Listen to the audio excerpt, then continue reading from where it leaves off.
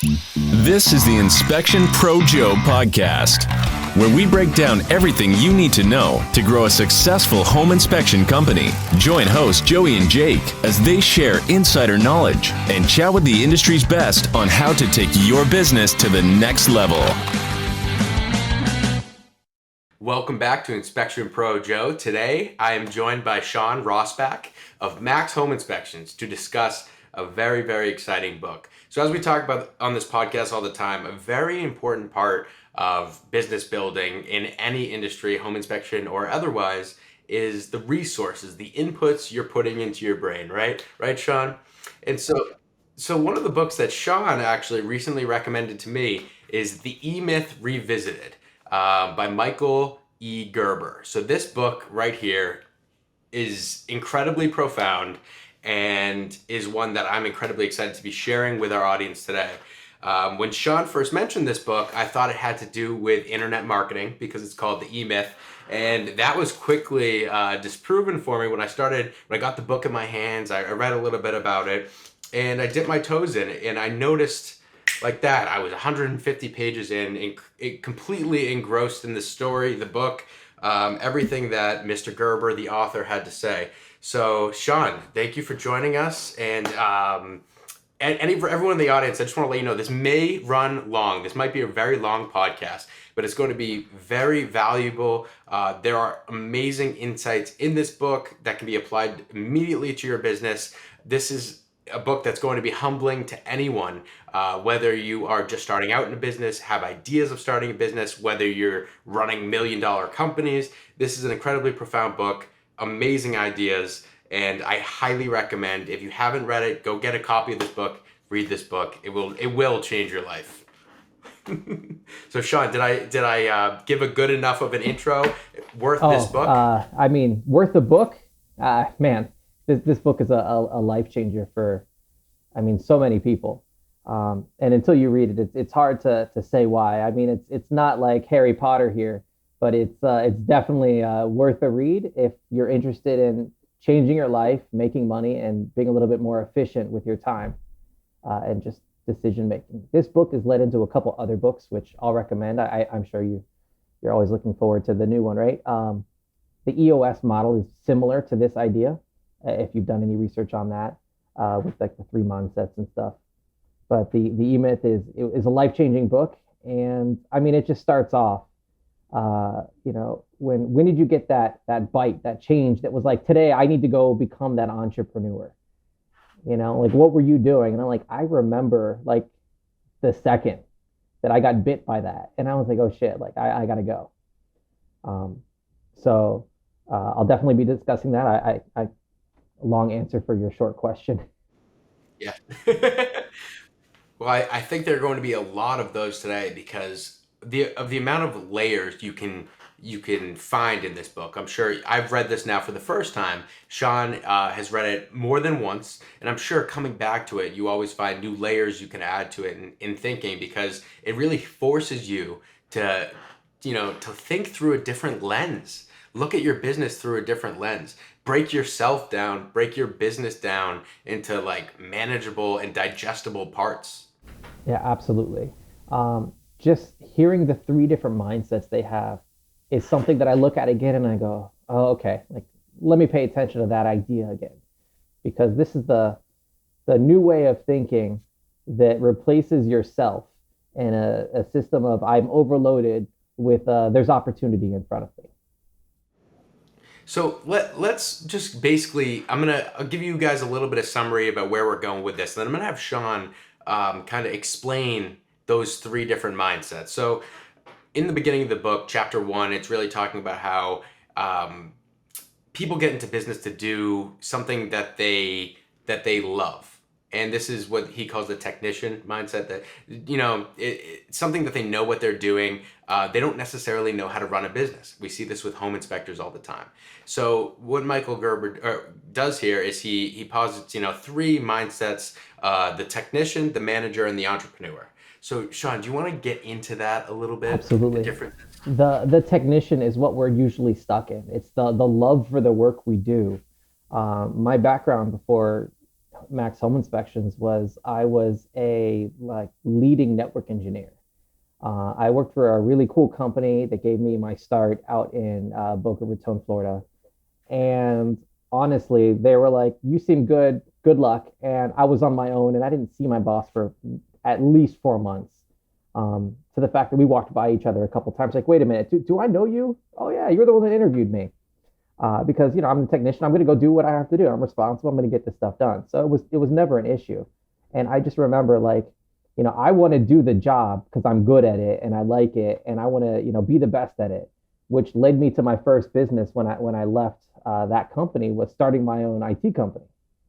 And I walked into that company as a technician, which hilarity ensues at that point. So that led to all sorts of funny stories. The second mindset is the manager.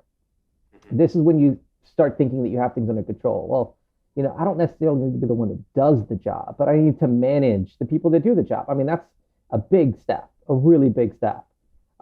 So I started managing honestly myself, and then I picked up a technician that could do the work and worked part time on call, which was very beneficial.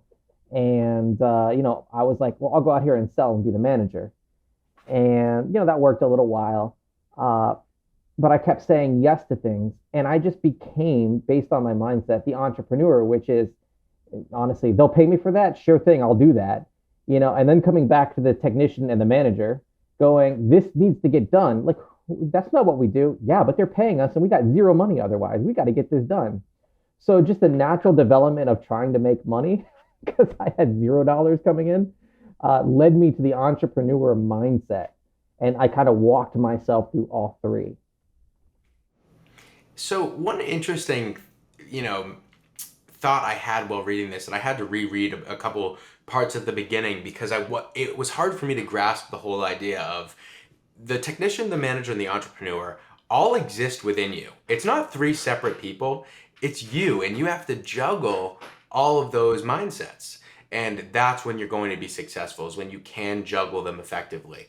And so for me, just to see how the technician lives in the present and is all about doing the job. They start a business because they're tired of working for someone else. The manager then plans and organizes and clings to that status quo and craves order. And then the entrepreneur is the visionary, living in the future, moving from idea to idea without setting up the necessary processes. It's so interesting to me to see how all of these relationships can take away from each other and kind of hinder each other. And it's not until you can have like a symbiotic relationship within yourself and understanding what you don't know and understanding where you lack and where you need other people to support you. It's very, very interesting. And one of the things that I like to do is I like to surround myself with people that are the antithesis of my ideas, which is really interesting because I'm the one who I kind of got the shifter stuck in the entrepreneur and like it's like jammed in there real hard. So I come back with these big ideas that are practically impossible. And my wife, who's my best business partner I could have ever asked for, basically sits there for a minute, looks at me and starts asking me questions. And I go, well, I don't know how to answer any of those. She's like, well, how do you expect anyone to do any of that? All right, give me a few minutes. Let me go start writing down like some answers to these. And then I can come back and present again. And she's like, great. Now we have something we can work with. So it allows, because she can come with the manager and technician mindset when I'm stuck only in the entrepreneur, like, here, look at this big idea. So I have a hard time in the other two aspects of it when I'm stuck in the entrepreneur mode. And that happens for a lot of people too. So, instead of fighting your team, on how to get this stuff done, it makes it a lot more simple when you have somebody you can bounce ideas off of who can not necessarily like be difficult in the conversation because she's never trying to be difficult, but give you another viewpoint, which as long as you take it as they're trying to help you and not they're trying to fight you on this, it's very helpful. Because I used to think she was fighting me. She doesn't like my idea and she's giving me this hard time. But as soon as I got over that and go, okay, she's trying to make it so that when I present this to the 50 other people that need to get this done, they don't scream at me going, I'm quitting because this is ridiculous. So, you can get stuck in any one of those mindsets really easily. And that's the most interesting point to me is that everyone is different. Everyone has their own priorities and the way they like doing things.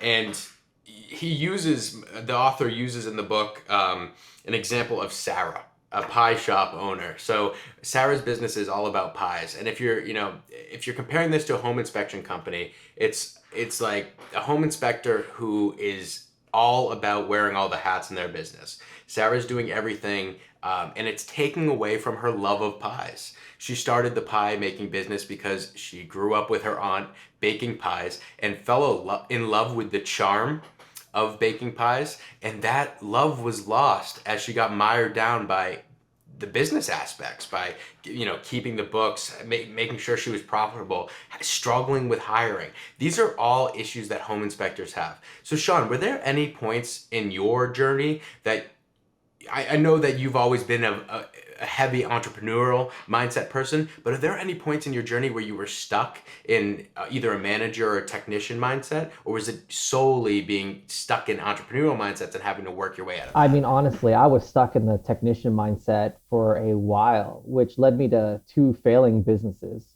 But the failing businesses were learning opportunities to get it right on the third try. So obviously, I was a network engineer. And I was like, I got every certificate known to man. I can, do anything you want with a computer. This is in 2007 to 2012 to 15. And some of my certificates are still active even. And I would go out there and be like, you need to hire me because I'm the best.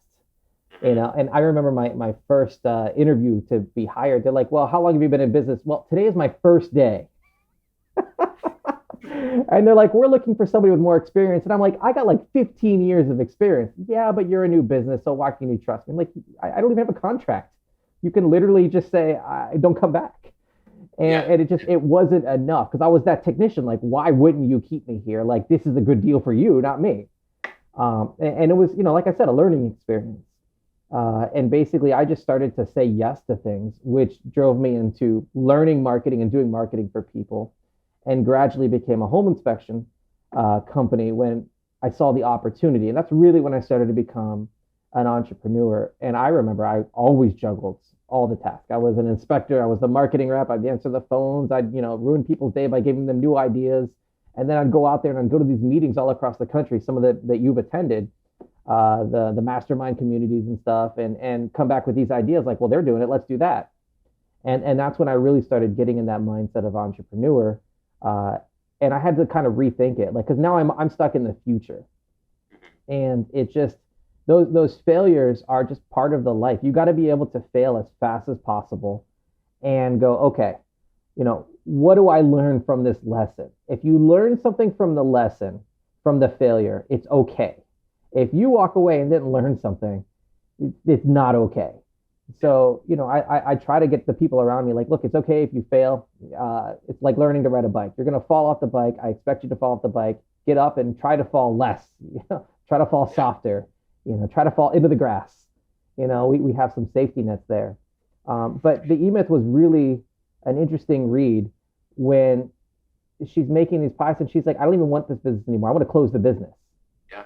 Yeah. And I believe his response was along the lines of, well, you should close the business. If the only thing you cared about is this and you can't do that, you should work at a pie shop. You'll make more money. You'll have more time freedom, even though that's the complete opposite of why you got into this to begin with. You're like, oh, I'm going to be my own boss. I'm going to go do my own thing, which is why I quit the IT guy. And I was like, I was making good money. I'm going to go do my own IT company because I calculated a couple things on a napkin. Well, my boss is making this much money off of me. I could make that much money off of me.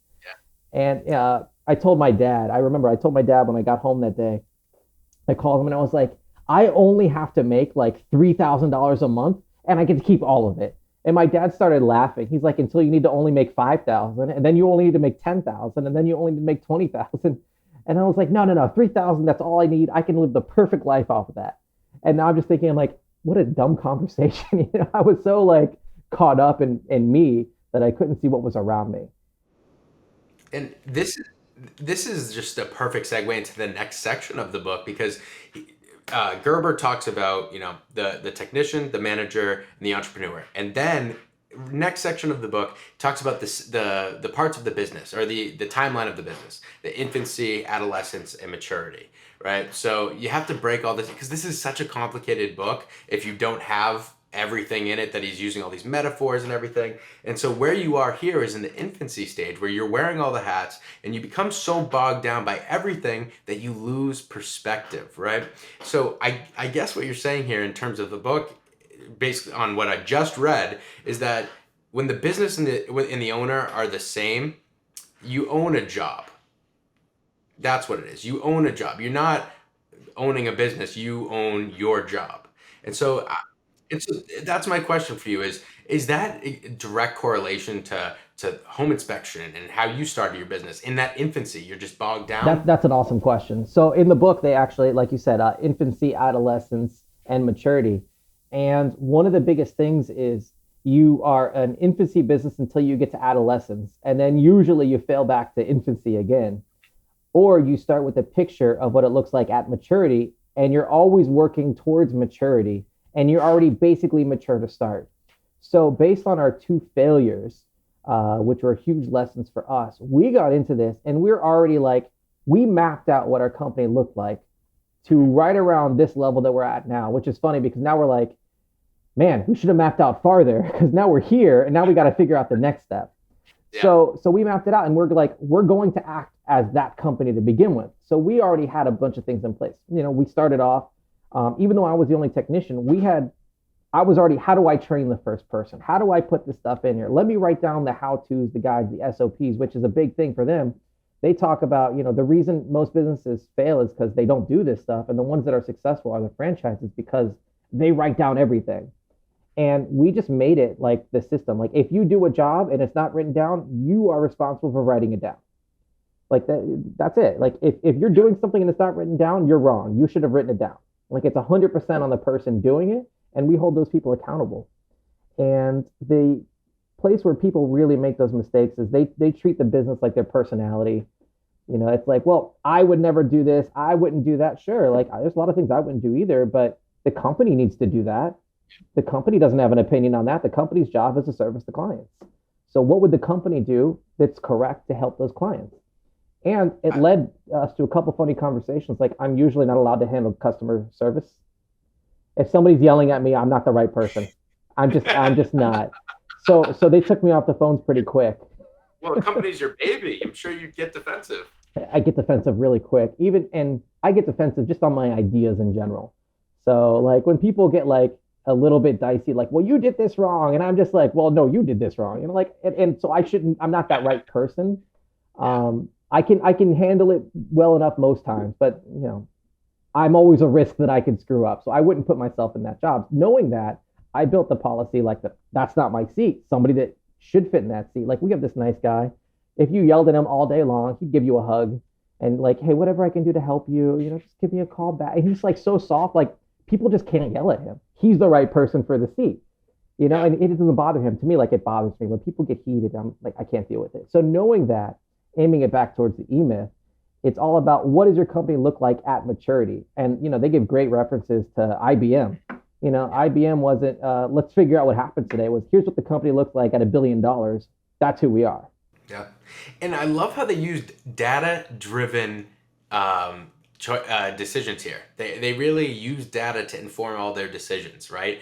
Even the color they're using, blue. He mentions, look at the front of the book. This blue is that IBM blue because it's a color you associate with wanting to do business. And so what you were saying about doing things the way you wanted to be doing it, unfortunately, in a business, the way you want things to be doesn't matter. It matters what the customer wants. So the best example I got from the book on that was the hotel example.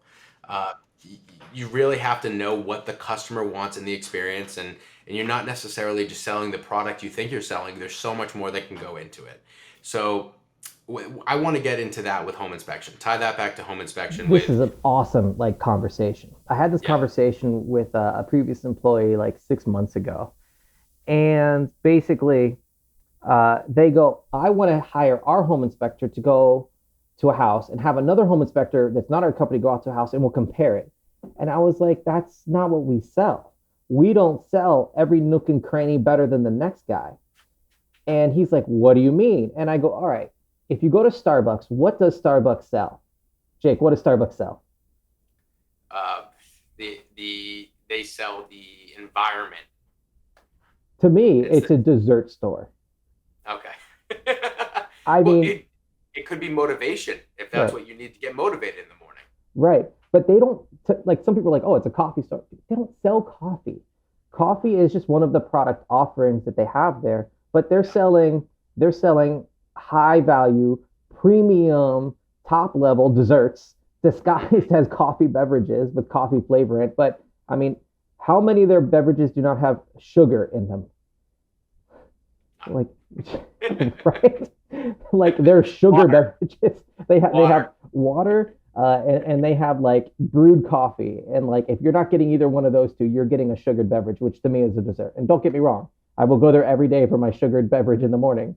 But so us, like, what do we sell as a home inspector? Some people are like, I get every detail. No, I sell convenience. I sell efficiency. I sell, goodwill and happiness and warranties. Like I'm there as a protection level. And, I want people to know, like a home inspector isn't going to catch every little detail, but we're going to catch a lot. Yeah. We're only there for 2 hours, an hour and a half, 3 hours if it's a huge house. And there's different personalities. Some people think like, that matters to me. And we try to really boil it down to what's important. Hey, you want us to put some cosmetic stuff in there? No problem. People get upset when you can't see stuff on the wall. Like, that's not our job. I can't see stuff on the wall. I'm here to look at a bunch of stuff. I had a conversation with people who were buying a house yesterday. I was at a kid's birthday party and they started asking me all the questions. They found out I'm a home inspector, and it was an hour-long conversation of a lesson about what we're looking for, which was, I don't mind. It was fun. And they're like, is it worth it on a condo? What do you actually look for? I'm like, look, in the end, when you walk into any building, how old's the air conditioner? How long is it going to last? What condition is, any of the appliances in? You're going to walk around and go, this is really pretty. They got a fresh coat of paint. It doesn't smell bad. They're baking cookies. I got a nice place here. Look at this view. That's what you're looking at because that's what the home should be for you. It should be 100% that. I'm coming in and going, all right, I see some cracks in the drywall. That's fine. But it's at the corner of a door frame. That could indicate some foundation movement. Let me write that down here and see if I see anything else that kind of backs that up. I see a couple of these windows here in Florida. We need storm protection. Hey, just so you know, you don't have storm protection. Now, is that a big deal? No, most houses don't, but it's a huge problem for your insurance because your insurance is going to go way high because of that. So in our book, hey, this is an issue. You don't have storm protection only because it's going to cost you a ton of money. So to me, that's a problem. Is there something wrong with the house? No, but it's going to cost you an extra $5,000 a year on insurance. So to me, it's a problem. So we're looking at the age of the HVACs and stuff, all the stuff you normally do and presenting it to them. And that's what we sell. We sell convenience, fast, easy, get your report in 2 hours, which is different than a lot of other inspectors that sell, I am the most detailed person in the entire world, which don't get me wrong, I'd like you to inspect my house, but that's not what most people are even looking for. So that's an amazing point of what people are looking for is what you need to promise and then execute on that promise. So one of the examples given in the book was Chanel, the perfume company that doesn't mention perfume in their commercials. They show you a bunch of beautiful pictures and scenes, and they're selling you on a fantasy. They don't even mention the perfume. So I want to know, as you're reading that a second time, and now your business has grown from the first time you read the book, what changes so I know you just described what you're actually selling, whether that's for any home inspector, whether it's hope, whether you're selling fantasy, whether you're selling peace of mind for the customer. Were there changes that you had, Shawn, in what you thought you were selling the first time you read the book to what you know or think you're selling now that you've reread the book? So I actually kind of kept this idea alive with the marketing department because really as a home inspector in my industry, the big companies really don't market direct to consumer. We really market direct to our channel of realtors because that's really the most efficient path to growth and prosperity. There's definitely pros and cons to both ways. I see the merits on both sides, but what I was looking for in my business, that was the way for us to achieve it. And I train our marketing reps that when you go out there, if the realtor learns something, you probably did something wrong.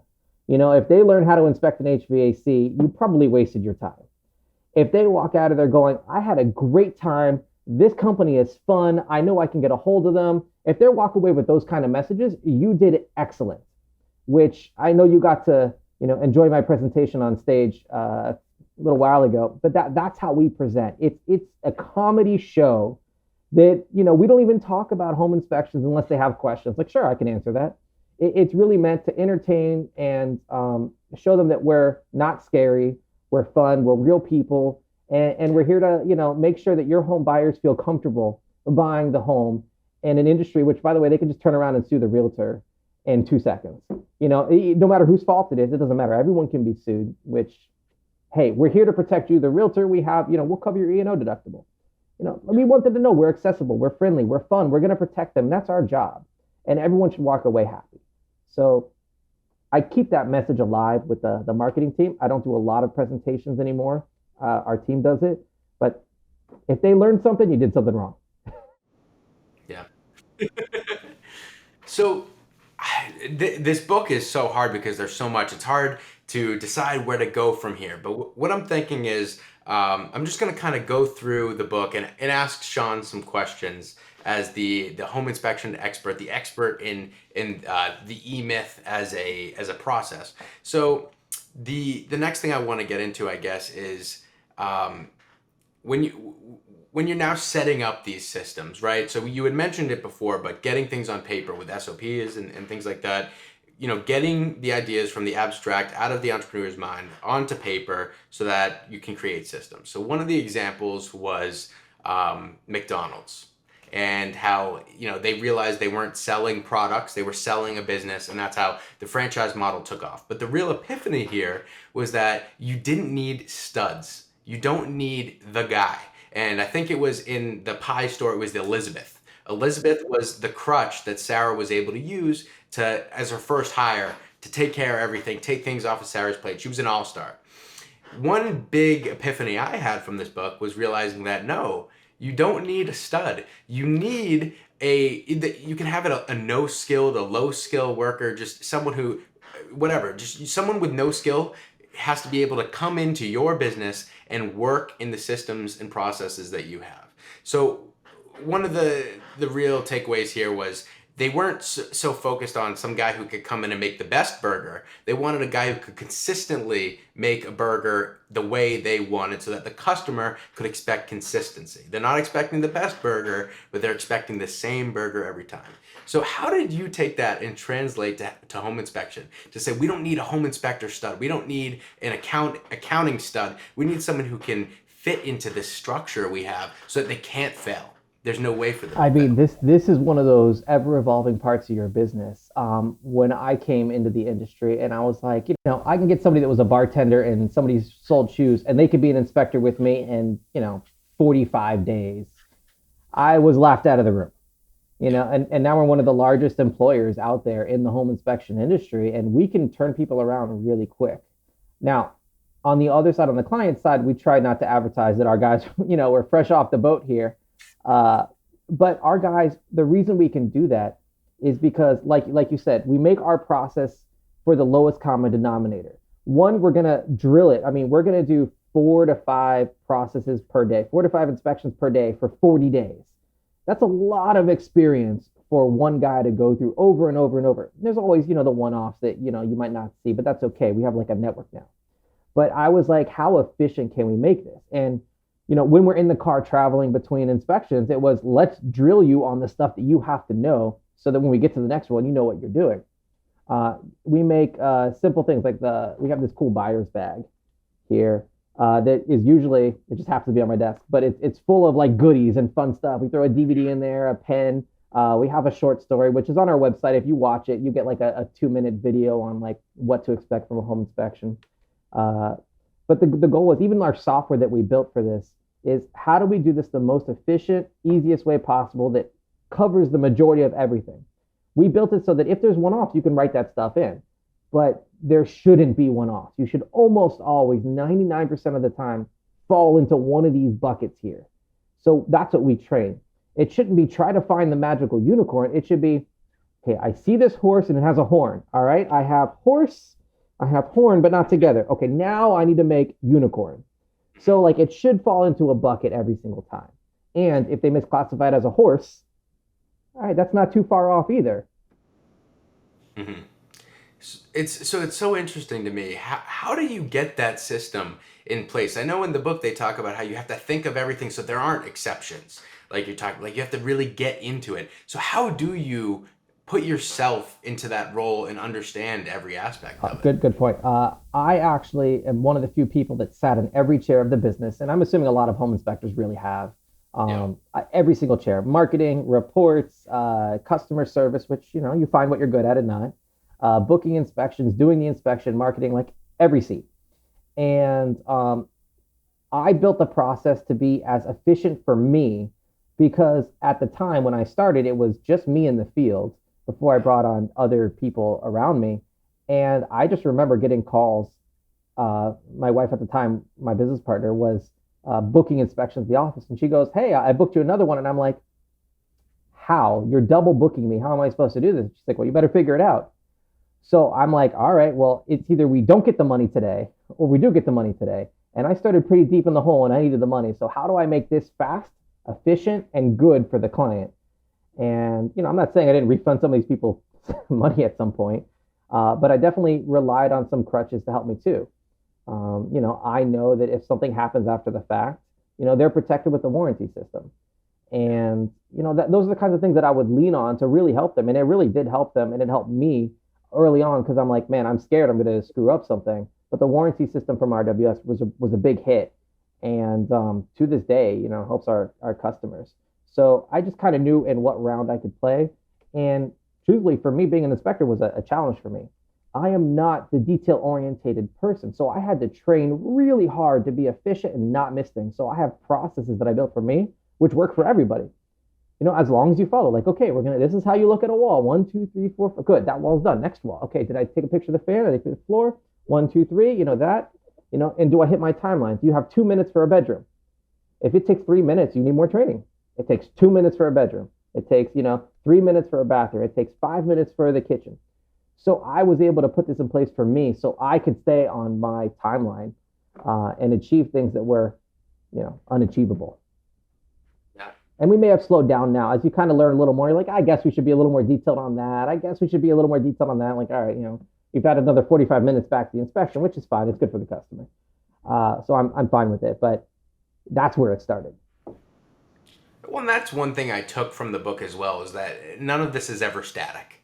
It's always changing, right? And if you're not changing, you're not going to keep up. Yeah, 100%. Like it's always reevaluating it. And even training the people that, you can stay in the seat you have forever. If you want to move up, you can. It's probably not as a nice job as you think it is. Everyone wants to be the manager. And I'm like, you don't want to be the manager. Let me just tell you, you don't want to be the manager. Yeah. You won't enjoy it. And I've had a couple people like, oh, you're right. I don't like this. I want to go back and do that. No problem. Go right back there. The manager's a special talent, which even I don't have. And, we're training people to replace themselves so that they understand that there's a seat in front of them. And when they do that, they're learning that they can change things to fit what's today, because today is not yesterday. I mean, look at where we are now versus 2 years ago.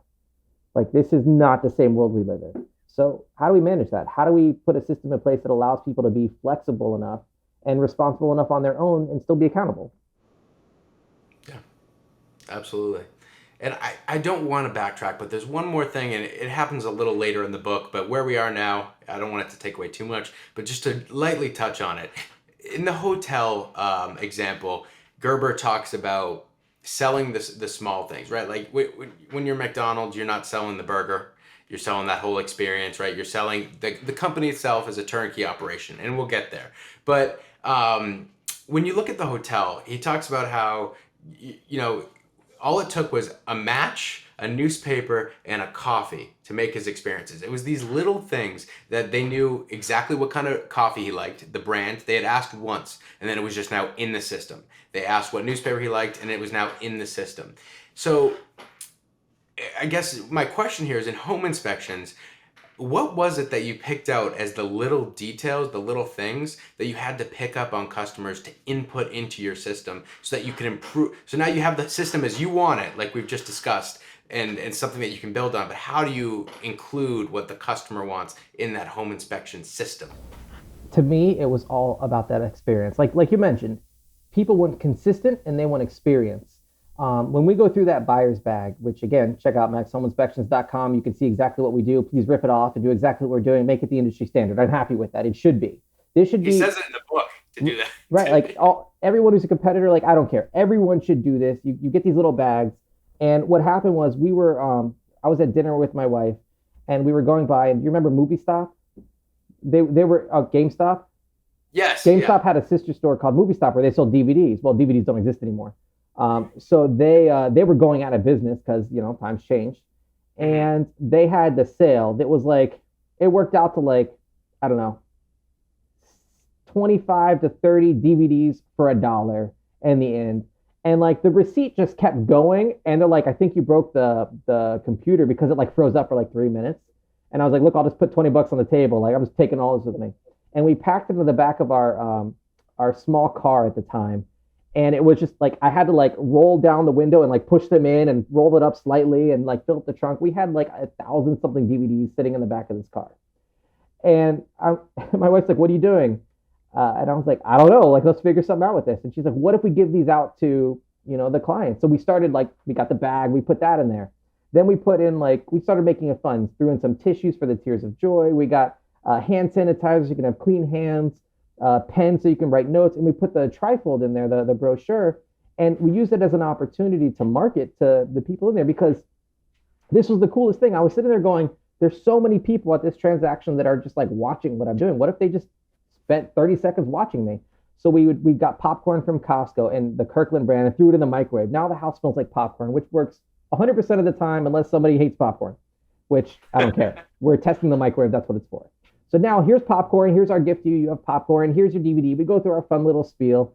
And I go, let me explain all the warranties that you have.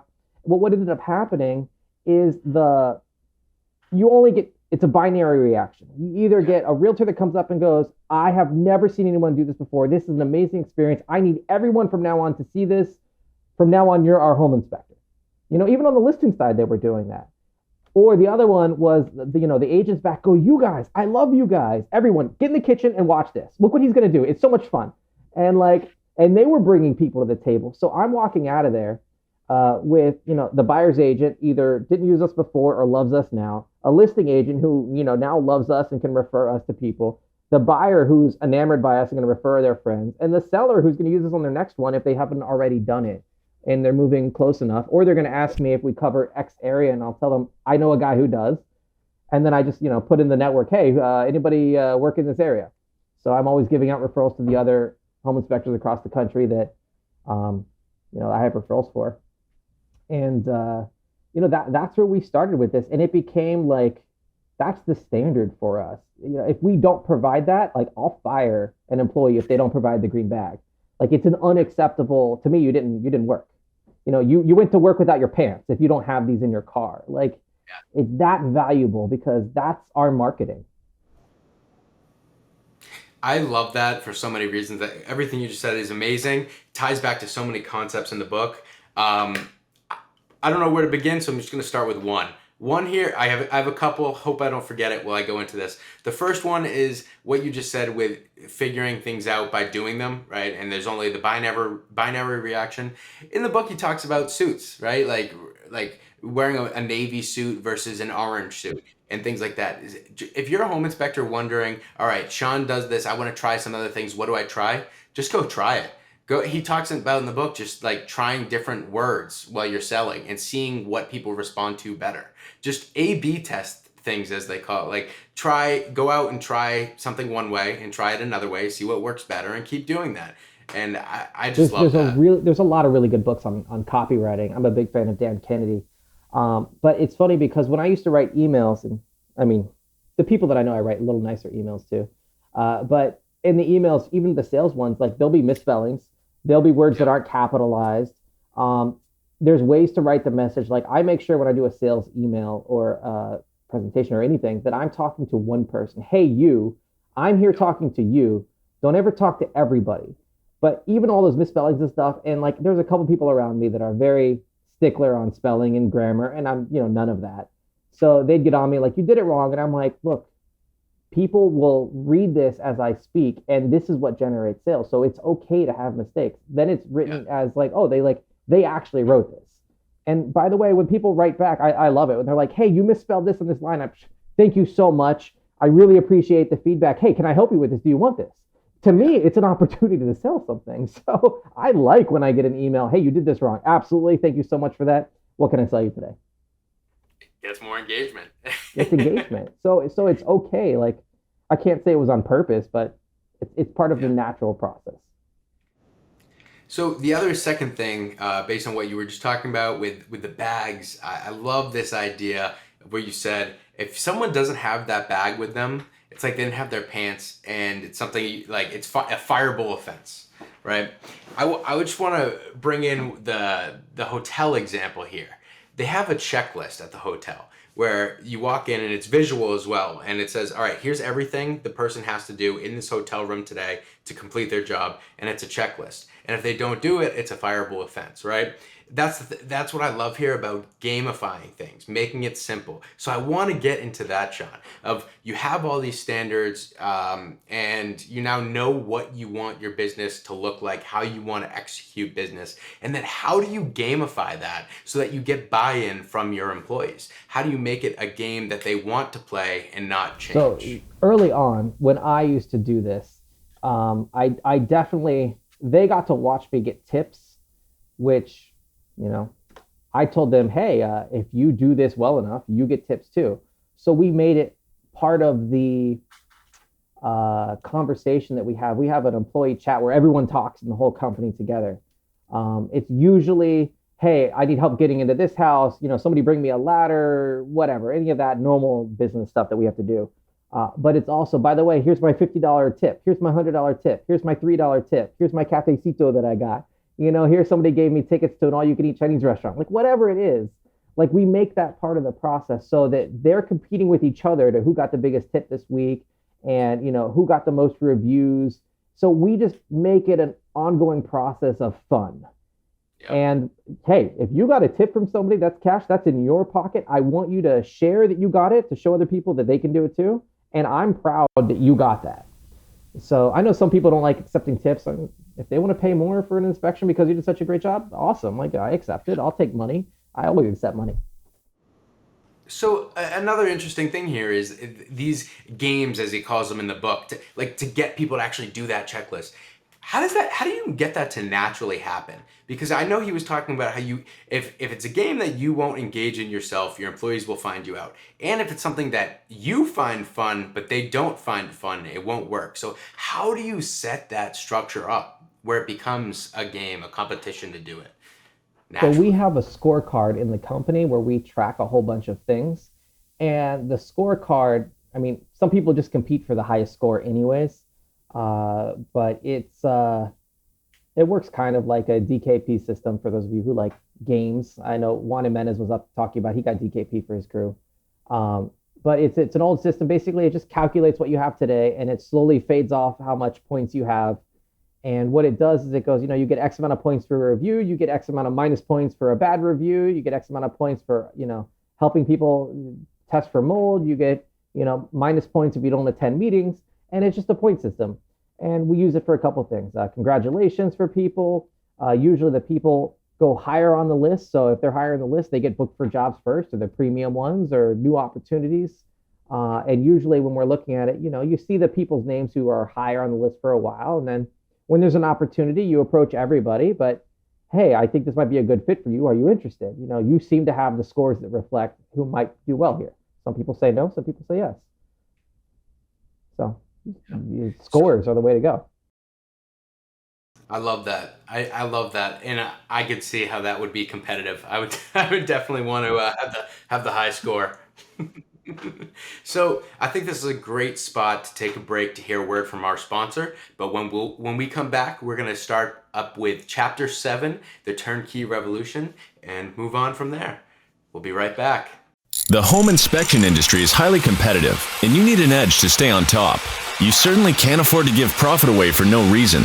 But what if I told you credit card processors may be overcharging you and robbing you of profits you've worked hard to earn? It's time to put an end to being overcharged for payment processing. It's time to take back your profits. That's why we put together a free report, How to Avoid Being Overcharged by Your Payment Processor. Head over to takebackyourprofits.com, download the report, and put an end to being overcharged for credit card processing.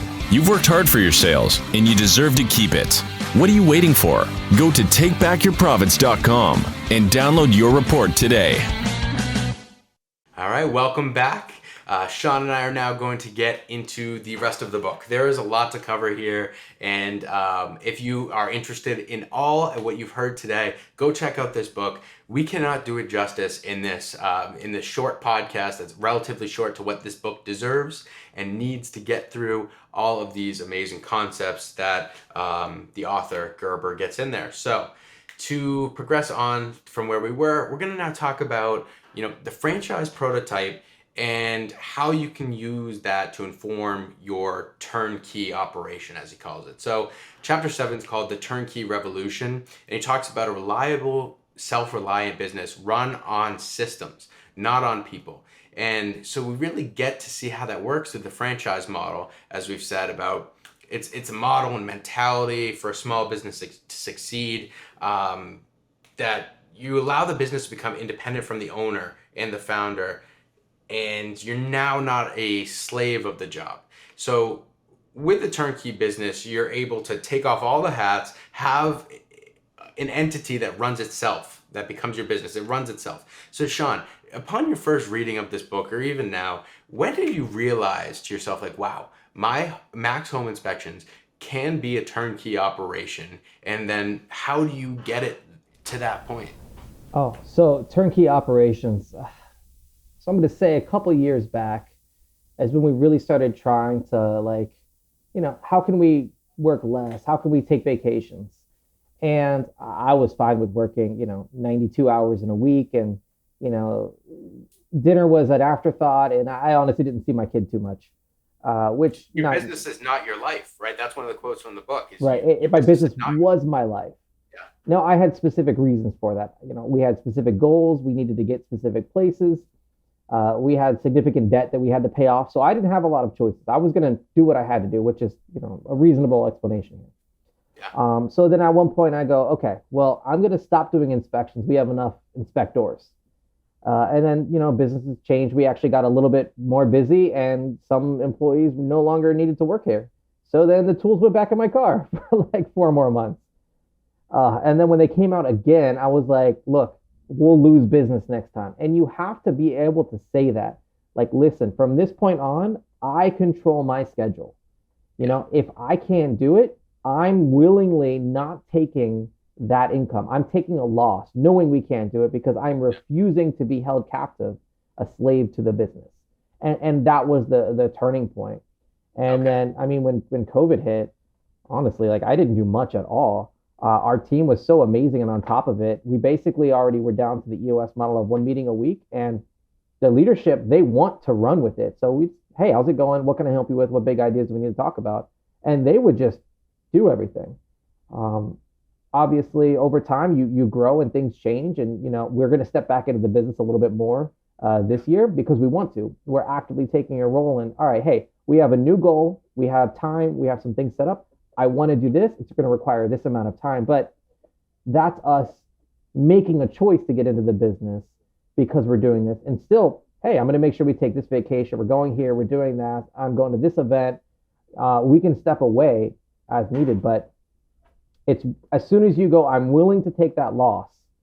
I don't have to be a slave to the business. And I understand that. That's when you have control. Wow. So that right there, that shift in mindset is when you have your priorities shift and everything, and now it becomes less of a job and it's a company.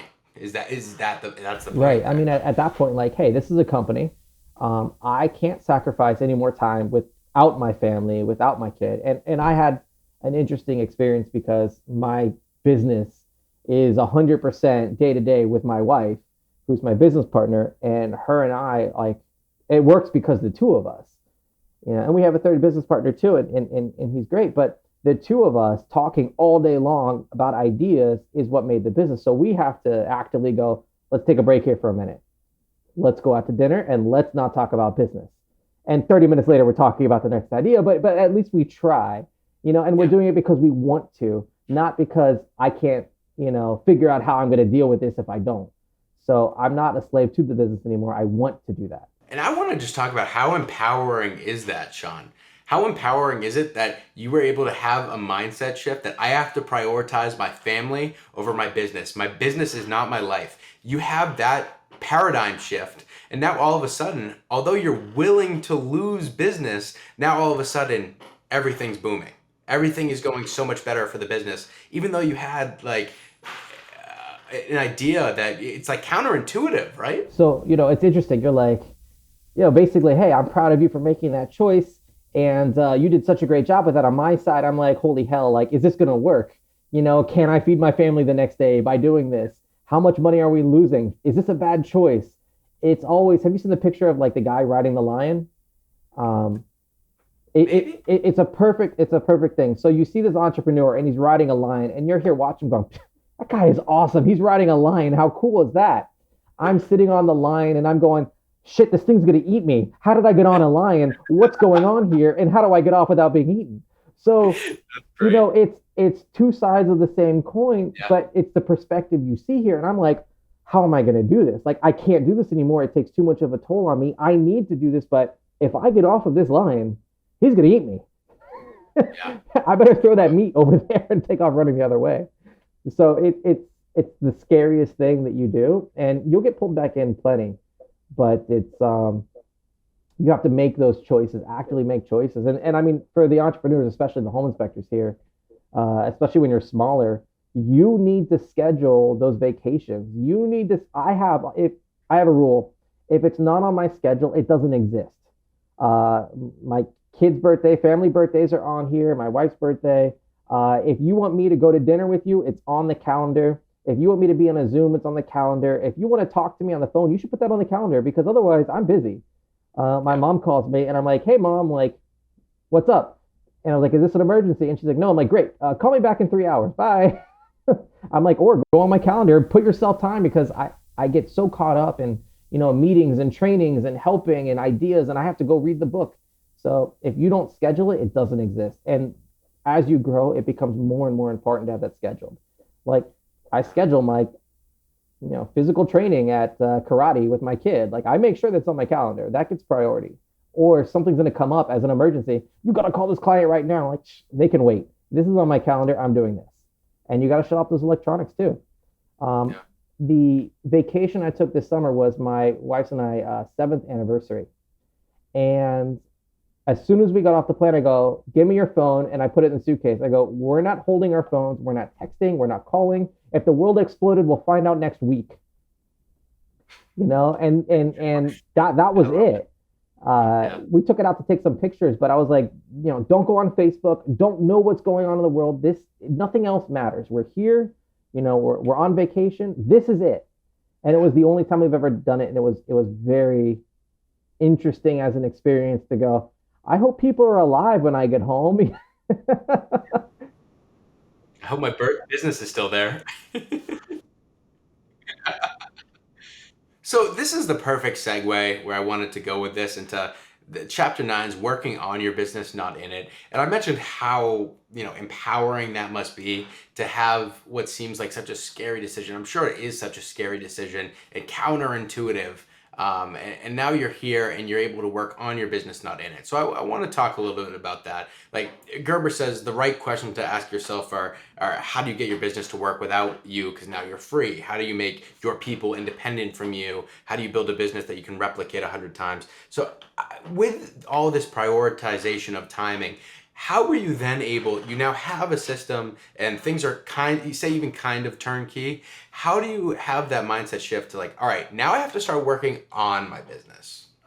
So, I mean, this is where you, if you've ever had to train a child on how to ride a bike and take off the training wheels, that's it. How am I going to do this? This kid just falls face first on the concrete. Like, I guess we're done for the day. Like, that's what you run into.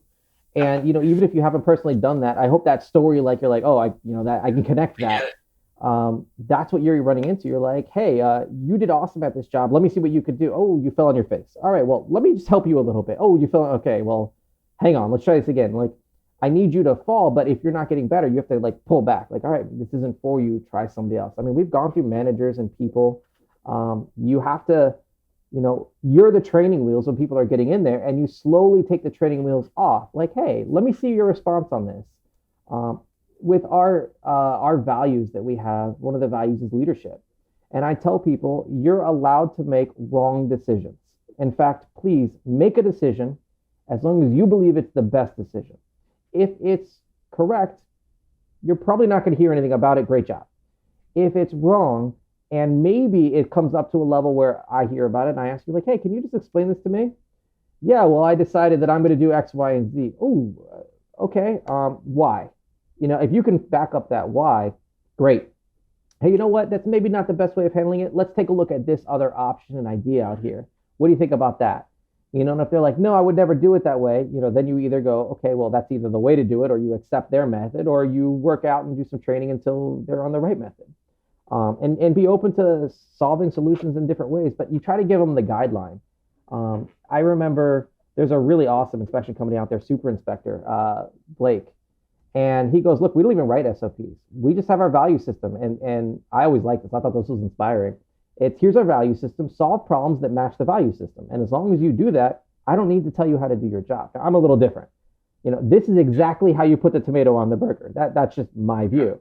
I want to make it easy for them to not have to use their brain to solve a problem every single time. But that always stuck with me. And it was, here's our values. Just as long as you solve the problem with those values in mind, you did it right. And both of those examples fit into this book perfectly. One being McDonald's with the burger, exactly how you do it. The other being the hotel. That's what the boss's mindset was, is use our values as a framework. So I love that. So basically, in a nutshell, you're saying is you have to provide a framework. And before we started recording, Shawn had been talking about this a little bit of, setting up the rules to the game, because you need to know the rules. That's the kind of person Shawn is. He can be in any game. He just needs to know the rules of the game. So is that what you're saying, is you set up the rules of the game, whether that be the SOP, whether that be the values as a framework as a lens to see things through, but that's all it is just setting up the rules of the game. Right, and just explaining that to the people that work with you. Remember, the employee that's on your team, they want to do a good job. They want to help you. They want to prove that they're great.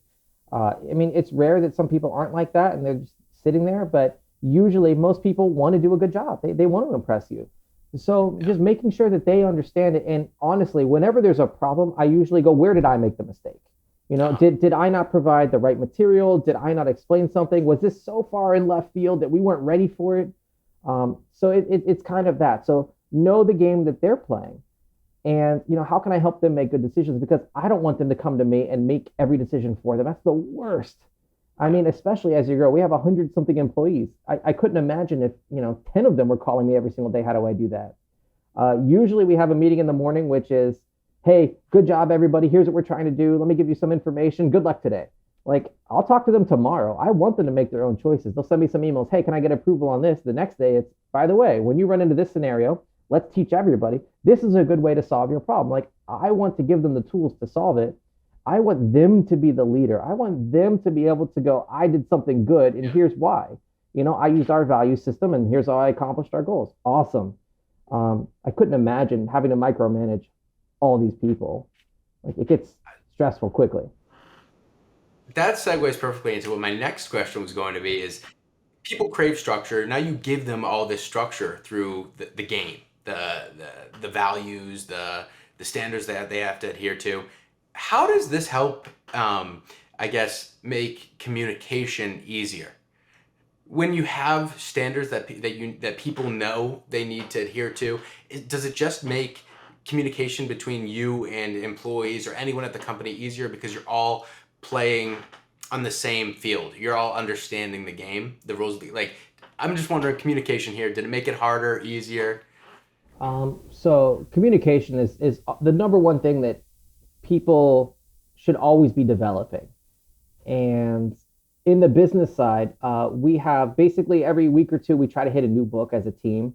We have a company Audible account, and we go, hey, personal development, that's what we're all about. Use your time wisely. We're all going to be reading this book. You should too. And the one that we're reading right now as a marketing team, I don't know if all the departments are, but in the marketing team, which I'm a little closer tied in with, they're doing the five love languages, but a business version of it, which is honestly the five love languages is a book on a personal level you should read and read with your spouse or significant other. And that was a life-changing book for me too. But they're able to go, when I meet somebody, hey, have you read this book? And honestly, it's a conversation starter with people. Have you read this book? Do you know anything about it? Let me send you a free audible about it. And you start hearing like, oh, you know what? I like gifts, or, I love when people do this, or I love when people, service-based. I don't know if you've read the five love languages. No. Life-changing book. It more life-changing than this guy here, honestly, because it applies personal level. So our next podcast. That's definitely the next one. And I'll definitely tell you some funny things with that. But this allows you to connect with people and have an impact. Mm-hmm. So if I know that Jake likes gifts, I'm going to send you a tiny gift, a little squeeze ball that says Max Home Inspections on it. You're like, oh, cool, I got a little thing. If you really like words of admiration, I'm going to be like, Jake, you're an awesome guy, and you're going to have the biggest smile from that. So there's five love languages. So once you know who the person is, one of those usually has a greater impact. And once you know that, you can really change their life, which relationships or interactions over time. So the more you're going to interact with somebody, the more of a relationship we have on what level and the impact you have on them. We also, with our company, everyone is required to be in Toastmasters. Required is a loose word. Highly encouraged, and we pay for it. And Toastmasters is the skill of communication taught in a fun manner. So have you been to Toastmasters before? No. It's like $60 a year. You meet like once a month or twice a month, depending on the group. I think there's some that are weekly. I remember when I joined a Toastmaster, basically, they help you get rid of saying, and all those other words there. They work on your speed and cadence of talking, your mannerisms. They give you some really fun stuff to do. My first time I got up, they're like, today, you are going to be the mayor of Miami, Florida, and you're going to say that Godzilla just attacked the town, and you need to go on TV and tell everyone why it's a good thing. Congratulations. We are number one for Godzilla attacks. And you just go on with it, and it's an impromptu speech. So you got to be, thinking quickly, and it just helps you develop that. Another one I have is, how I can prove the moon is made of cheese. Like, it's a lot of fun stuff that you get to do. Some groups are more serious than others. It allows you to have that communication growth. So considering 99% of what we do in our life is communication, might as well optimize it. So, all right, again, I love what that was perfect segue into my next question here. Again, no. So we didn't plan it because when we both got on to talk about it beforehand, we're like, there is so much to talk here. How do we even start or structure this? But this is perfect because we talked about the all-star before versus someone creating a system where you can just plug anyone in. What I love here about what Shawn was just saying about like even the love languages and the gifts and knowing people and what they want is to anyone here who's seen The Office. Shawn, have you seen The Office?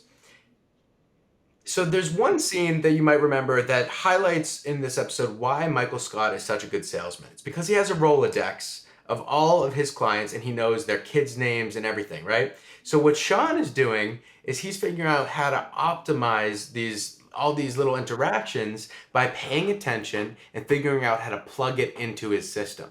So instead of having that one all-star that knows everyone's names and no one else in the company knows whether or not customer A has kids or not and how old they are and what school they're in, Michael Scott can really develop the relationships because he does know all those details. So basically where I'm getting here is it's impressive to me that you figured out a way to, pay attention, observe, and then plug that into a system. So have you been able to do that in other aspects too? Like take away what would be something that you'd need an all-star for and have it be something where now you've figured out how to plug that into the system?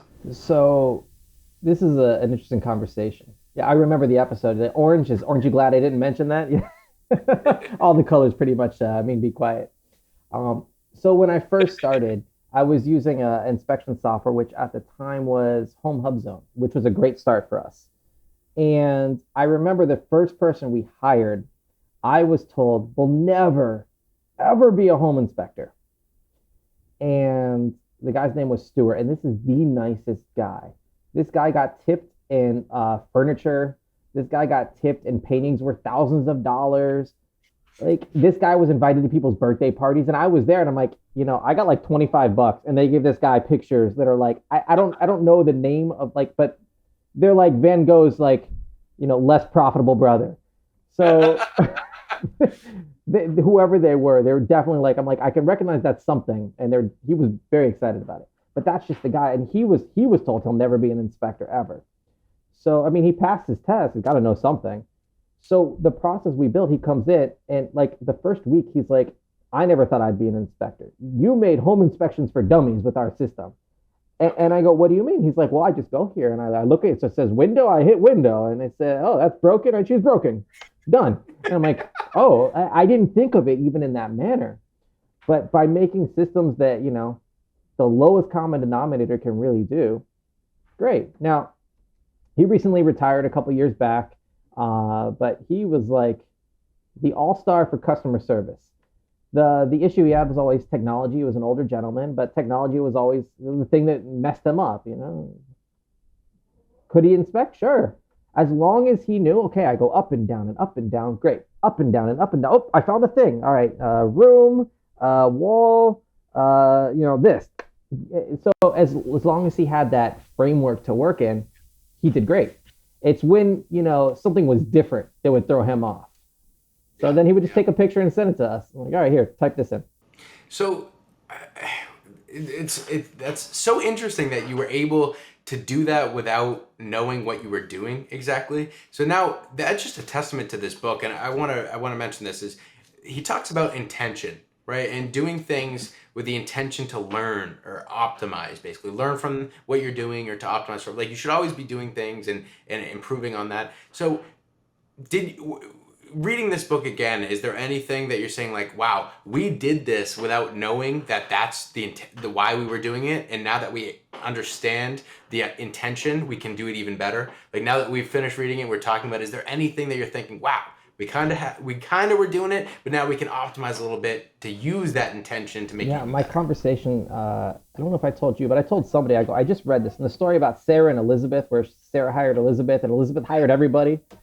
I'm like, man, recently we had turnover in the management of our marketing team, and it came upon I don't know, almost a year ago. I was just like, I honestly, I got burnt out. So I'm like, I need a break. Too much is going on. I have a lot of stuff I want to do. I need to spend time with family.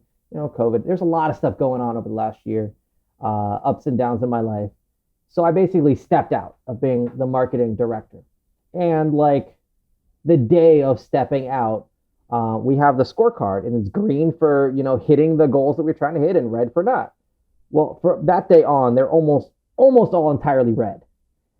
And I'm looking at this, and I kept getting excuses. Oh, well, it's the economy. Oh, well, homes are in short supply. Oh, well, this guy's not working this week. And just like 39 excuses later, I'm like, goodbye. And, I'm jumping in again, and lo and behold, like, one of the numbers out of a couple turned green. Like, okay, like, let's get back on track. And like, I'm willing to do it. But reading that story, I go, oh my God, that was me. I abdicated to somebody else. They hired, I don't even know the team. I'm learning who the team is, where they live, what their names are. I've met 3 out of, the 15 people in the marketing team. And I'm like, this was my team, this is my baby. And I just gave it to someone, and I was like, yeah, I'll see how he grows up. And I was like, oh crap. He didn't grow up very well. So now I got to, show up and make a lot of changes to get him back on track. So this stuff will happen at every point in your business development, even in personal life. So I go, okay, now that Elizabeth is fired, I'm going back in there and I'm taking the reins. And when I bring my next manager in, which I need to be on top of this, I just don't have time to be on top of what needs to get done. I'm going to walk them through it and sit with them. Here's how I make this decision. And there's going to be a lot of that. And, if you're going to make that decision, explain it to me so I understand why, and verify it with the proof of what it does. And I'm open to you trying anything you want. Let me give you my experience, and then show me why yes or no, and then verify it afterwards. So I'm taking a very different approach. The person that I had in there, he was a smart guy. He was nice to me. Apparently, he was a micromanager and really upset the team, which caused other issues. And I was just like, that's the opposite of me. I don't want to micromanage. Like, you're a big boy. Go do your job. If you do a bad job, that's a different discussion. And my question to my team is always, what do you need from me so you can do the best? Not go do this, go do this, go do this, go do this. Like, not my thing. So especially with marketing people who need a little bit more friendliness and touch, being rigid doesn't work on them. Yeah. So learning that experience. Yeah, I love that you had that exact experience that he's talking about. It's a testament to how easy it is to relate to this book, no matter what the size of your business is. You're going to be able to relate to the themes of this book, the metaphors in this book, the lessons. So one thing you mentioned is abdication. So we skipped over this. So I want to kind of go back and get your take on abdication versus delegation, which it's talked about a lot in the book. So I want to know, like, how does that manifest itself for you in your position in the home inspection space? Excellent question. Most people don't even know the difference between abdication and delegation. So abdication is when you tell somebody, turn off the light switch when you leave the house, and you're the first in your car and you're gone. Delegation is when you say, turn off the light switch, and before you leave the house, you open the door and make sure the lights are off. And it's such a huge difference. This is where people make that mistake. It's trust and verify. Hey, I'm going to delegate, but now you're going to show me that it was done, or you're going to show me the results, or you're going to show me how you're using that. Because otherwise what happens is it slowly erodes, and after a couple of times, they're no longer doing what you want them to do. We put systems in place all across the board to take pictures and share and verify. So like the marketing team is going around and they're showing themselves holding candy bowls, because we use the candy bowl method, which we've used forever. Thank goodness for the micro big bang marketing candy bowl method, which, we loved. Shout out to him there. So that was our method. So our marketing reps like showing off their app places. And we're like, hey, just take a picture. Hey, I'm showing the candy bowls. And then one point, there was a period and I'm like, what are you doing? I only see trifolds. I only see, mailers in your hands. And they're like, yeah, well, we're here to drop off mailers. I'm like, no, you are not here to drop off garbage for them to throw away. You are here to give them candy as a gift to build a relationship. If you do a good job building a relationship, you will be allowed to leave marketing materials somewhere we'll happily put there. Otherwise, they were just leaving marketing materials on the desk and walking out, and that went right in the garbage. I'm like, I'm not funding the garbage bin here. So things like that you can put in, which create delegation. So now I can look anywhere, and I'm looking through the marketing chat, and I see some guy and he just has paper again. I'm like, what happened to this guy? Oh, I ran out of chocolate. Well, you went out.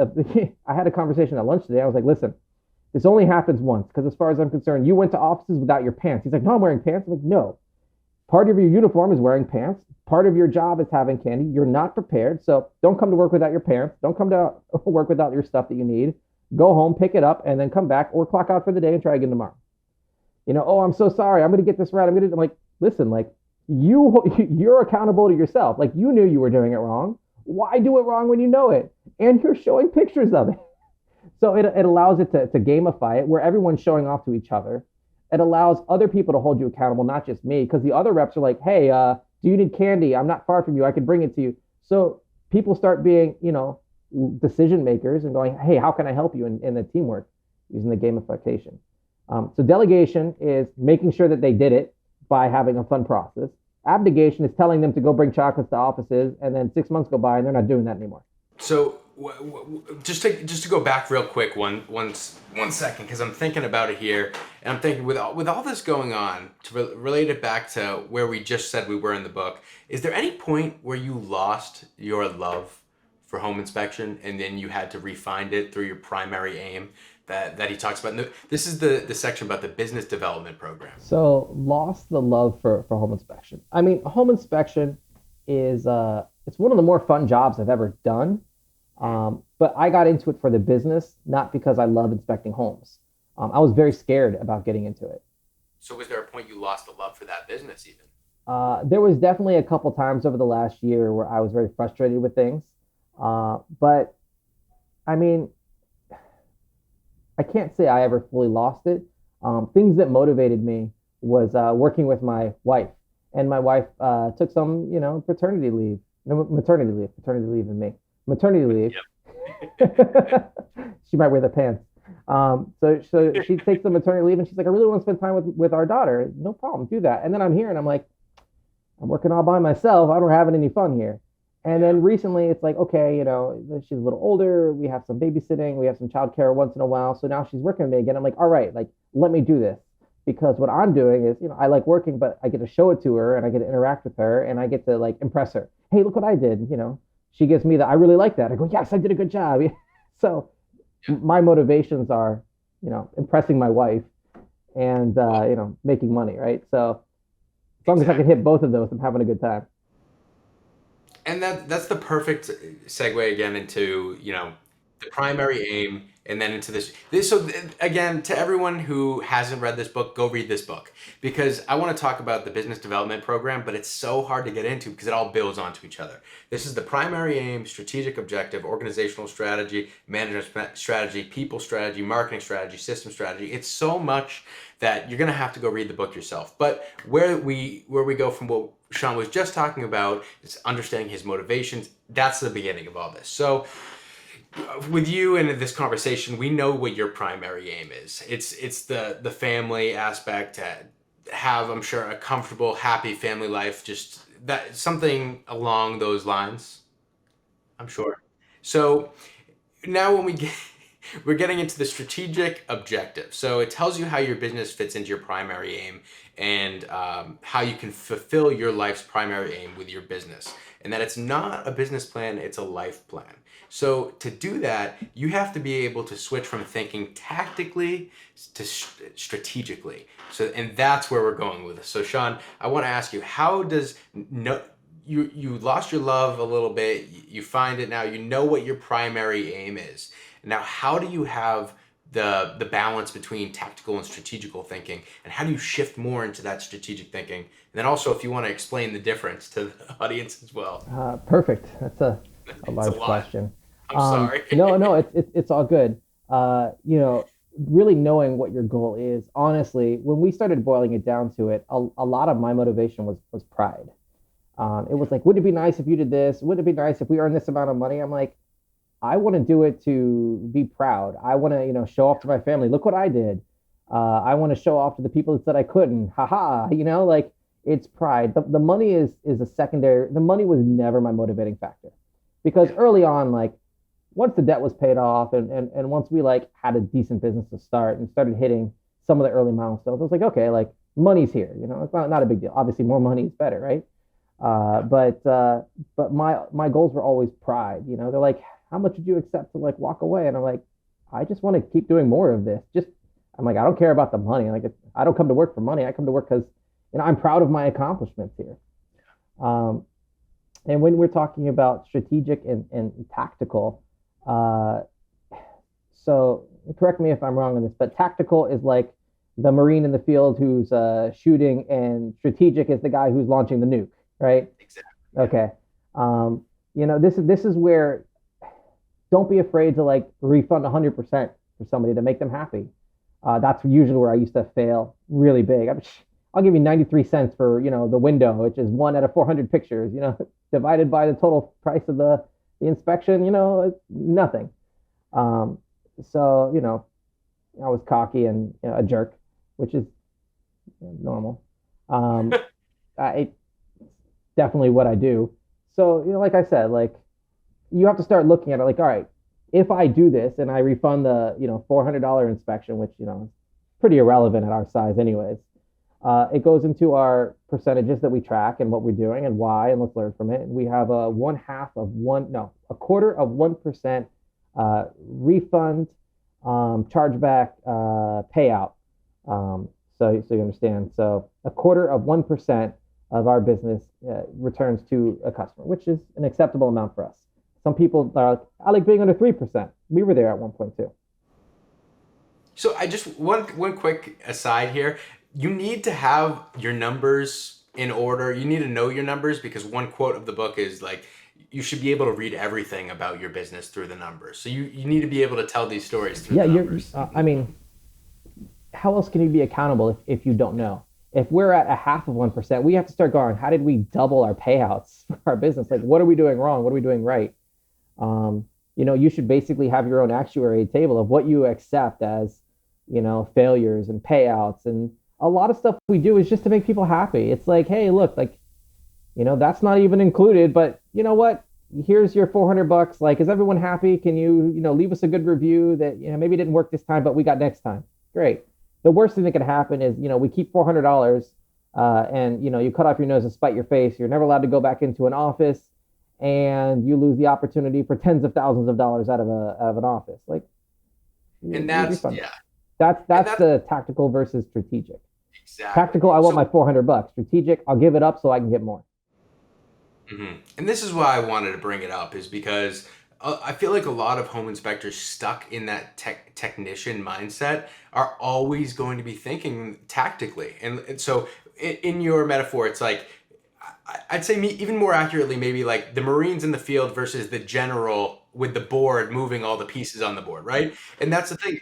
Like, how do you step back from when this is what and you've been in every seat in your company, so it's a little bit different from you, and also you're someone who's more of an entrepreneurial mindset by nature. So for a home inspector that was the man in the van wearing all the hats and now has developed a business and wants to, it maybe doesn't even know that they're tactically thinking, how does someone just even dip their toe in the strategic thinking? How do you make that transition? Do you have any recommendations? Yeah, don't be the one that does it. So this was life changing.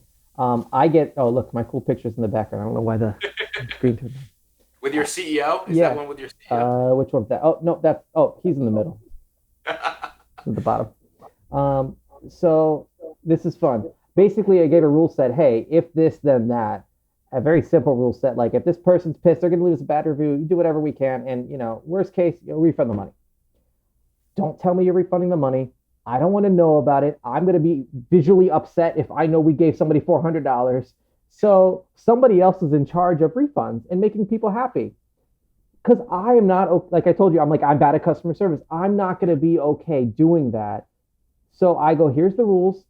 And as long as we fall within these parameters, and this is our payout rates and all this stuff, like, take care of it. It's a number that shows up on the P&L, like how many people we paid, $4,000 in, happiness this month, whatever. I don't know the number. I know the percent.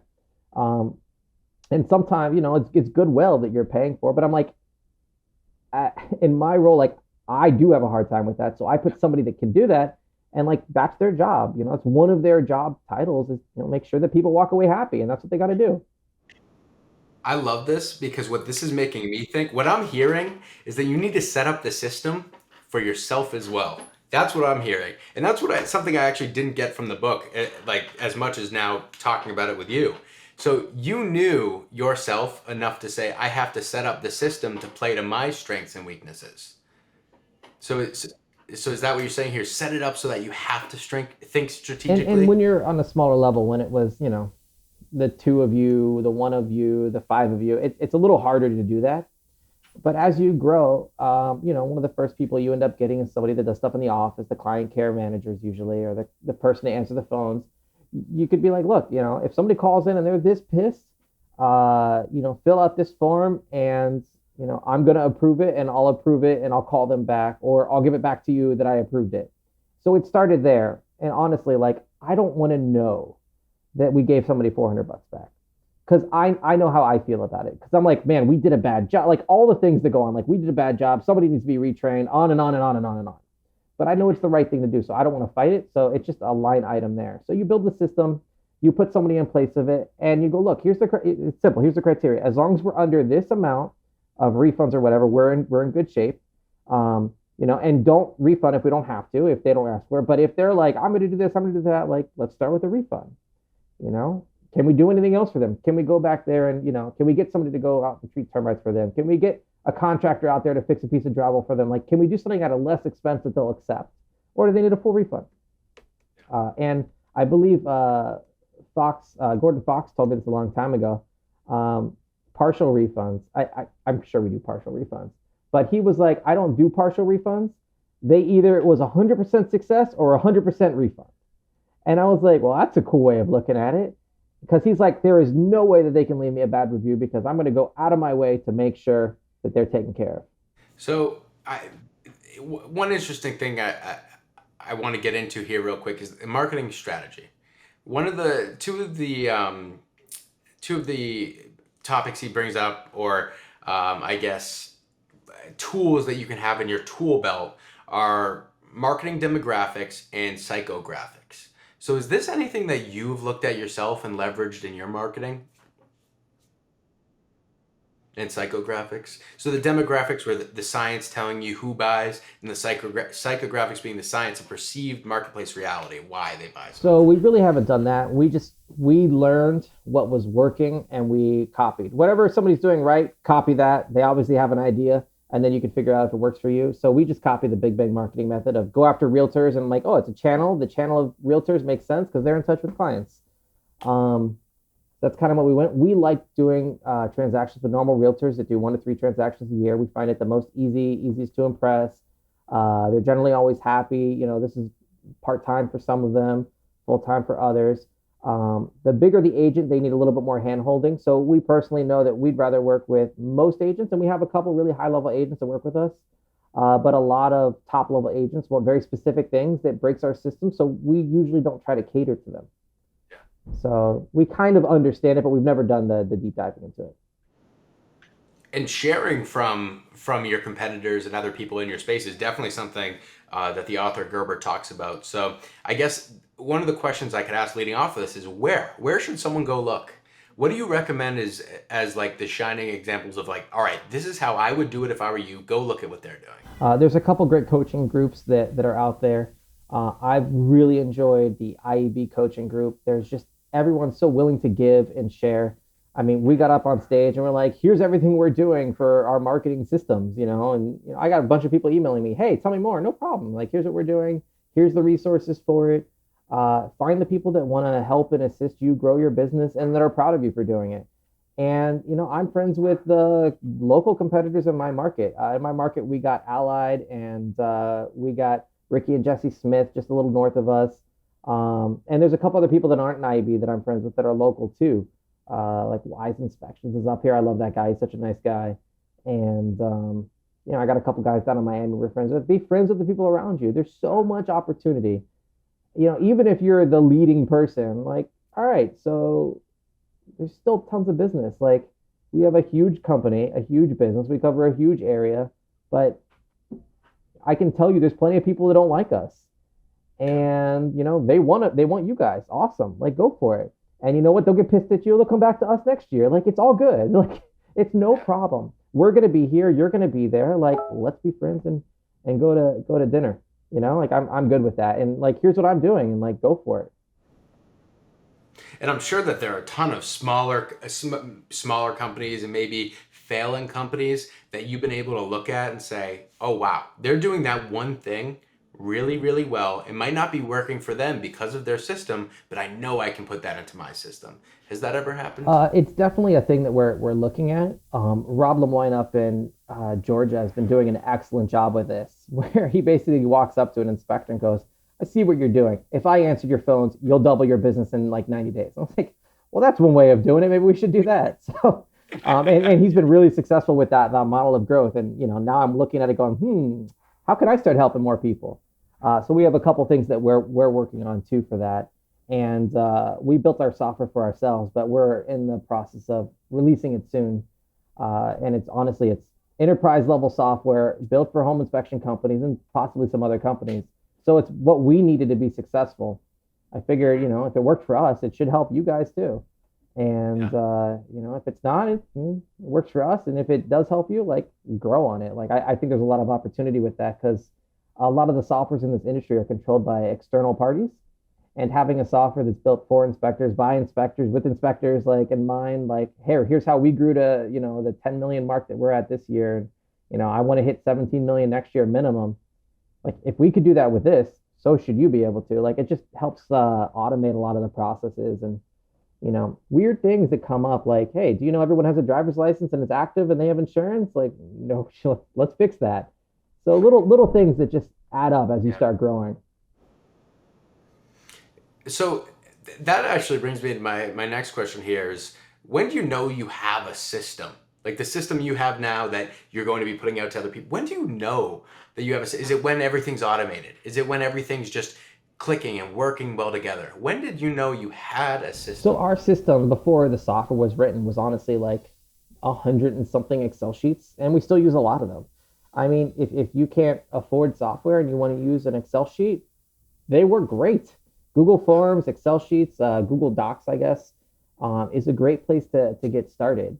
Um, and you just, our password list is on there, our call list is on there, our workflows are on there. And then we just migrate them into a system that's a little bit more solid, robust, stable, and pretty, honestly. And it really just makes that workflow quicker, easier, rather than like, which Excel sheet is it? Somebody broke the Excel sheet. Let me go find that one cell that somebody put the wrong letter in. Yeah. So you kind of just, you write it the whole time. It's a system, whether you think it is or not. If you don't have it written down, it's make it up every single time, and that's a lot of people's system. Is there ever a such thing as the system, of the successful system for your company, or is it always changing because you're always observing and learning? I mean, do you think the system for McDonald's has changed since they started? No, barely. If Right. I anything. mean, overall they make cheeseburgers the same way. I mean, they may have updated the technology behind it. Some computers and like ordering through Now machines they're updating it a little bit, but overall the system, it just can get prettier and maybe slightly more efficient and evolve. But they still have their same method of putting the bun down, and then you put the everything on the meat, and then you close it.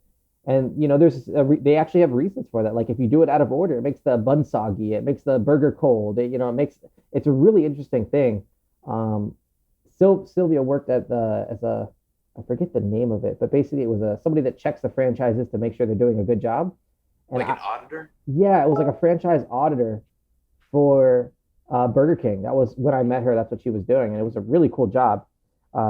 She drove to a bunch of places, and seeing her go up to this franchisee that was, an older person running 4 stores, who obviously, she was a young kid at 24 or something at the time, and they're like, "Who are you?" And she's like, "I'm basically your boss. You're doing it wrong. This is wrong. That's dirty. This doesn't work. Go get this stuff fixed." And it goes right to that corporate office saying the franchise is doing it wrong.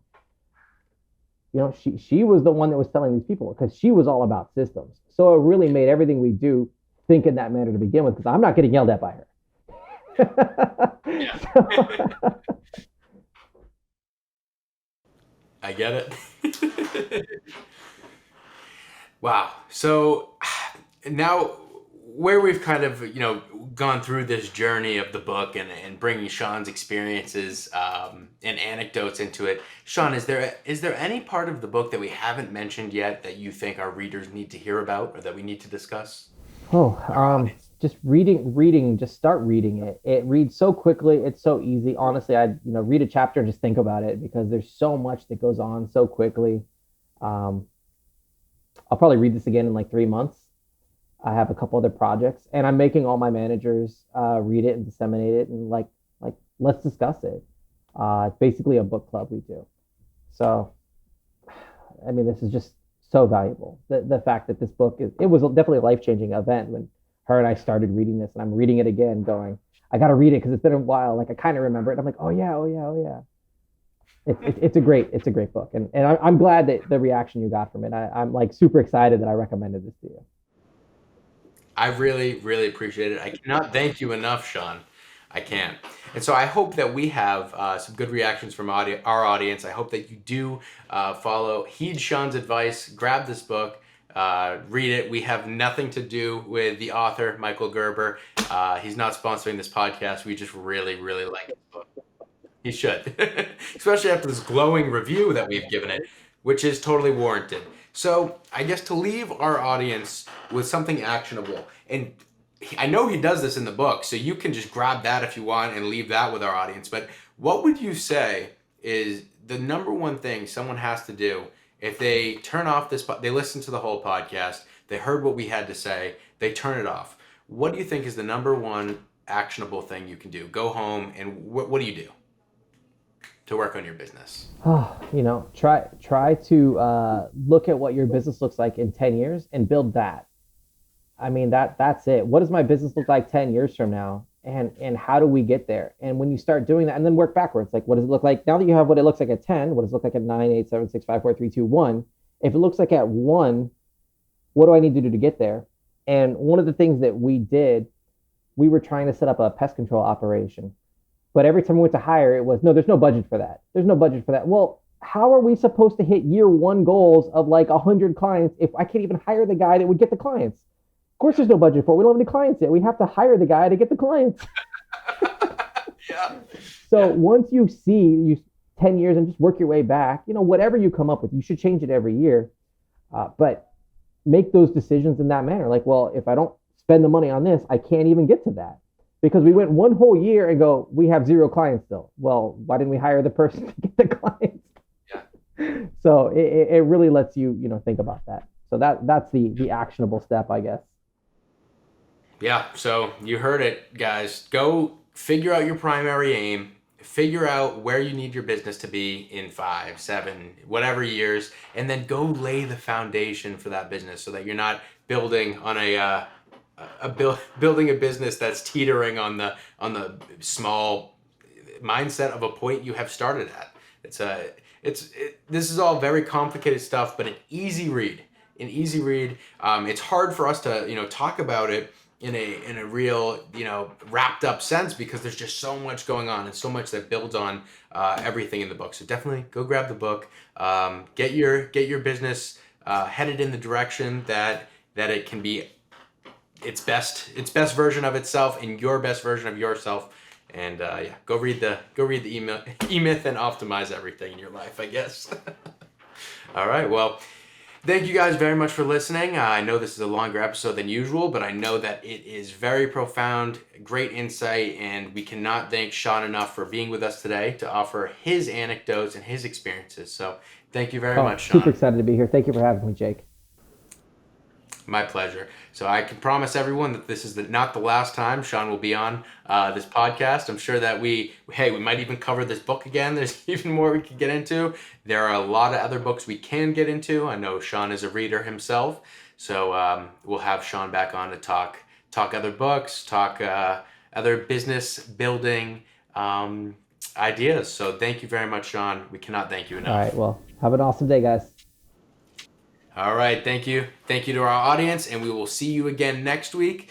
We took a little break for Thanksgiving, but we have some great episodes coming out in the near future. We have, as always, a great list of guests coming on to join the show and share their amazing ideas with you. So thank you very much for joining us. We'll see you next week. Thanks for listening to the Inspection Pro Joe podcast. If you haven't subscribed, go ahead and smash that subscribe button. And don't forget to hit the bell so you won't miss our next episode. This episode was produced by Jake Aronson. This has been a Pair Payments production.